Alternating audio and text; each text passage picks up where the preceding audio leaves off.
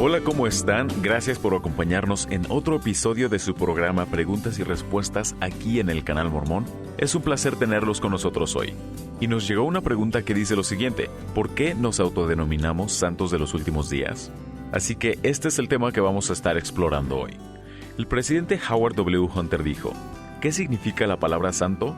La palabra santos no significa que alguno de nosotros sea perfecto.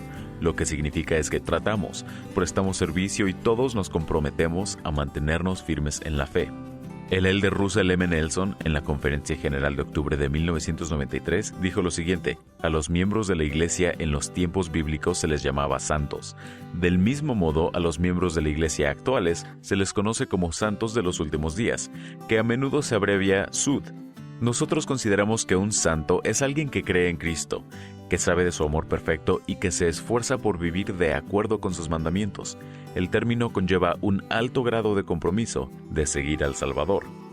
El elder Quentin L. Cook, en la Conferencia General de octubre del 2003, dijo lo siguiente: ¿qué significa ser santo? En la Iglesia del Señor, los miembros son santos de los últimos días y tratan de emular al Salvador, de seguir sus enseñanzas y recibir las ordenanzas salvadoras con el fin de llegar a vivir en el reino celestial con Dios el Padre y nuestro Salvador Jesucristo. El Salvador dijo: este es mi evangelio y vosotros sabéis las cosas que debéis hacer en mi iglesia, pues las obras que me habéis visto hacer, esas también las haréis. No es fácil ser santo de los últimos días.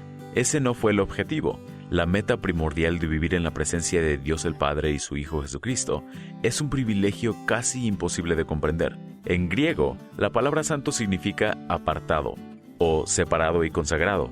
Si vamos a ser santos en nuestros días, debemos de alejarnos de la conducta malvada y de los fines destructivos que abundan en el mundo. Se nos acosa con imágenes de violencia e inmoralidad, la música inapropiada y la pornografía se toleran cada vez más, y el uso de las drogas y del alcohol están fuera de control. Se hace cada vez menos hincapié en la honradez y en la buena reputación. Se exigen los derechos individuales, pero se desatienden los deberes y las responsabilidades. Ha aumentado el lenguaje grosero y la ostentación hacia lo despreciable y vulgar. El adversario ha sido implacable en sus esfuerzos por destruir el plan de felicidad. Si nos apartamos de esta conducta mundana, tendremos el Espíritu en nuestra vida y experimentaremos el gozo de ser santos de los últimos días dignos. Como santos, debemos también evitar la adoración a los dioses del mundo. El presidente Hinckley expresó el deseo de que toda persona disfrutará de algunas de las cosas buenas de esta vida, pero advirtió: la obsesión con las riquezas es la que corrompe y destruye. Si vamos a ser santos dignos, debemos velar por los demás y cumplir la admonición del Salvador de amar a Dios y a nuestros semejantes. El apartarse de las maldades del mundo debe ir de la mano con la santidad. Un santo ama al Salvador y lo sigue por medio de la santidad y la devoción. La consagración y el sacrificio son evidencia de esta clase de santidad y devoción. El presidente Hinckley enseñó: sin el sacrificio no existe la verdadera adoración de Dios.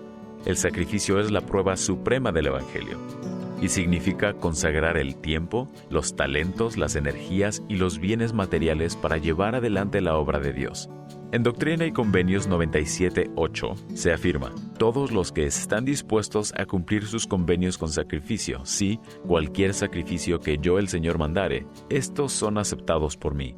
Los santos que respondan al mensaje del Salvador no permitirán que los intereses que distraen y son destructivos los pierdan, y estarán preparados para hacer los sacrificios requeridos. El sacrificio expiatorio del Salvador, el cual es el núcleo del Evangelio, es un ejemplo de la importancia del sacrificio para quienes deseen ser santos. Esas fueron las palabras del elder Quentin L. Cook. El presidente Harold B. Lee también añadió: ¿ha considerado alguna vez lo que significa ser un santo? Algunos de ustedes provienen de iglesias que tienen la idea equivocada de lo que significa ser un santo. Algunas personas creen que un santo es un personaje que hay que adorar. Permítanme leerles algo que dijo un gran profeta y que explicó el significado de la palabra santo.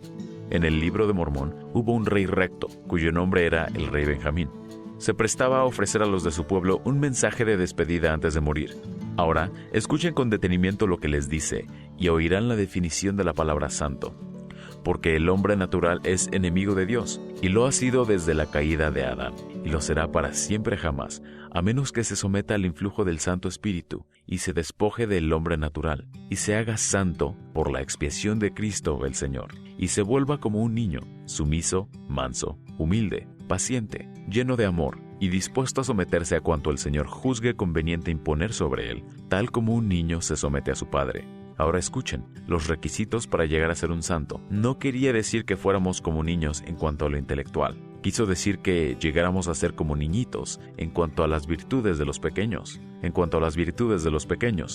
El elder Russell M. Nelson, en la Conferencia General de octubre de 1990, citó la escritura de Doctrina y Convenio 115.4 que dice: «Porque así se llamará mi iglesia en los postreros días, a saber, la iglesia de Jesucristo de los santos de los últimos días». Y el elder Nelson luego continúa diciendo: «Adviértase claramente el lenguaje del Señor». No dijo, porque así se nombrará mi iglesia, sino dijo, así se llamará mi iglesia. Hace algunos años, las autoridades generales hicieron una declaración en la que decían a los miembros: pensamos que muchos pueden confundirse al utilizar tan a menudo el término iglesia mormona. Antes de considerar algún otro nombre como sustituto legítimo, la persona prudente debe tener en cuenta los sentimientos del Padre Celestial, quien dio ese nombre. Por cierto, toda palabra que procede de la boca del Señor es preciosa. Por consiguiente, cada palabra de este nombre debe ser importante y divinamente designada por una razón específica. Si analizamos las palabras claves del nombre, llegaremos a entender con mayor claridad el significado total del nombre. Una de las palabras del título es santos. Me hace gracia recordar un comentario que se hizo después de mi llamamiento como miembro del Quórum de los 12. Un médico amigo me comunicó algo que se había dicho en una reunión de colegas, en el sentido de que el Dr. Nelson ya no practicaba la cardiocirugía debido a que su iglesia lo había hecho santo. Dicho comentario no fue solamente gracioso, sino también interesante. Daba evidencia de la poca familiaridad de la persona con el lenguaje de la Biblia, en la cual la palabra santo se utiliza con mucha más frecuencia que el término cristiano. La palabra cristiano aparece solo en 3 versículos de la Biblia. Uno de los versículos describe el hecho histórico de que los discípulos fueron llamados cristianos por primera vez en Antioquía. En otro se cita un incrédulo sarcástico, el rey Agripa, y en otro se indica que aquel a quien se le conozca como cristiano debe estar preparado para sufrir. En contraste, el término santo o santos aparece en 36 versículos del Antiguo Testamento y en 62 versículos del Nuevo Testamento. Pablo dirigió una epístola a los santos y fieles en Cristo que estaban en Efeso. A los nuevos conversos de este lugar les dijo: ya no sois extranjeros ni advenedizos, sino conciudadanos de los santos y miembros de la familia de Dios. En esa epístola de los Efesios, Pablo utilizó la palabra santo por lo menos una vez en cada capítulo. A pesar de que se le emplea en 98 versículos de la Biblia, el término santos todavía no se entiende bien. Algunos erróneamente piensan que el término implica la canonización o la perfección. No es así. Un santo es aquel que cree en Cristo y que sabe de su amor perfecto. El santo comparte lo que tiene con un verdadero espíritu de amor, y el santo lo acepta con un verdadero espíritu de agradecimiento. El santo sirve a otras personas al saber que cuanto más lo hace, tanto mayores son las oportunidades de que el Espíritu lo santifique y purifique. El santo es tolerante y está atento a las súplicas de otros seres humanos, no solo a lo que se expresa con palabras, sino también a lo que no se dice.